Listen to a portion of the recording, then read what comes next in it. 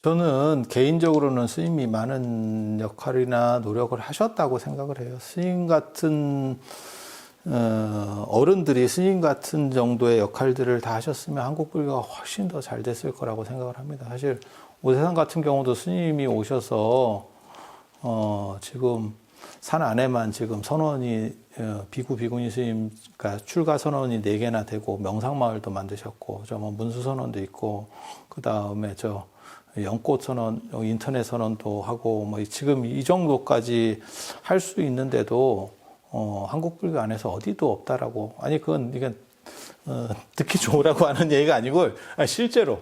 그리고 스님의 역할을 받아서, 그러니까는 탄허 스님께서 왜 현대적으로 번역하지 않았습니까? 라고 말하는 거는 사실 의미가 없다고 봐요. 그 시절에는 그렇게 번역하시는 게 맞았고, 그걸 이어서 또 다른 사람들이 계속 번역을 현대식으로 계속 고민하면서 발전해 나가야죠. 그런 차원에서 보면 스님은 충분히 한 획을 그었다라고 저는 생각을 합니다. 아까 제가 스님께 왜 답을 안 내시느냐라고 하는데, 사실 거기까지 혼자서 다 한다는 건 너무 어려운 일이에요. 그래서 이미 하신 것만 해도 충분하다는 생각은 하고요.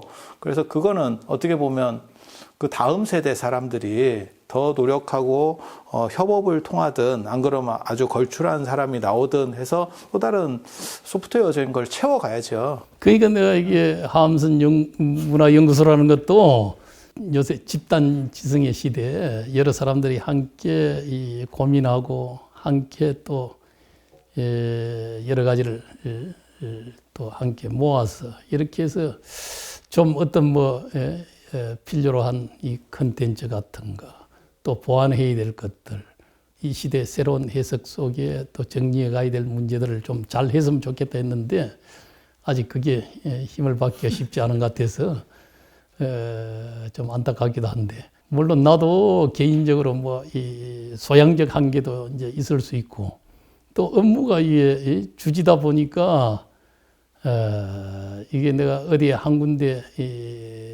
그냥 온통 올인하기가 쉽지 않잖아요. 또 결제해야지.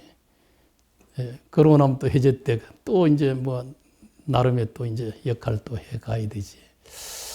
그런 속에 내가 이 에너지가 이제 나이가 드니까 에너지 부족이기도 하고, 과거에 살았던 사람들은 우리가 지금도 그래요. 이제는 요즘은 이 기억도 잘 안 되고 그러잖아요. 과거에 좀 기억됐던 이 내용이 먼저 하나 이게 떠오르게 되고, 그게 자기를 지배하고 자기 업성으로 작동을 하는 거거든.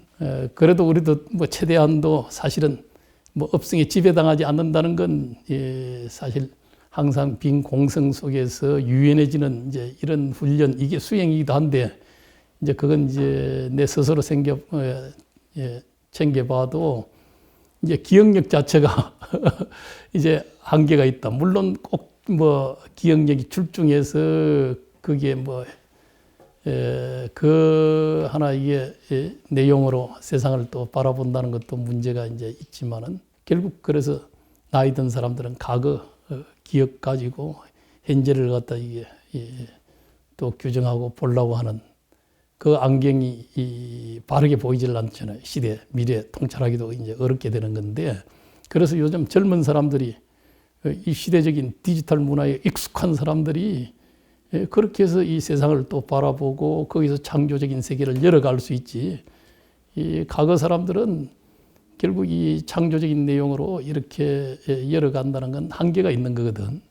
그래서 이 젊은 사람들의 역할, 우리 절집안에도 좀 그렇게 좀 가기를 바라는데, 그리고 요즘 요 사중에도 그렇고 또 한국 불교를 바라봐도 이게 이제 계속 연세 드신 분들만 하나 물론 과거 상부 구조를 다 이제 이루기는 하지만은 너무 이제 이 어른 중심 사회거든. 그러다 보니까 아래서부터의 새로운 역동성, 이런 게 쉼없는 어떤 변화를 동반해 가야 되는 이 물길들을 못 만들어내는 거지.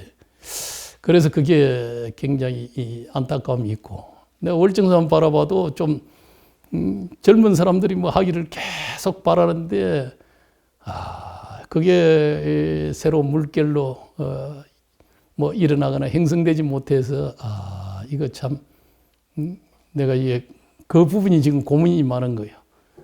나는 근성이 약하죠. 스님이 보시기에는 근성이 약하죠. 그 근성도 약하고 또 근성이었기 때문에 조금 생각했다가 벽에 부닥치고 검세 현실 계획 또 미래를 향하는 일이라는 건 항상 이 뭐 어려움이 다가오잖아요.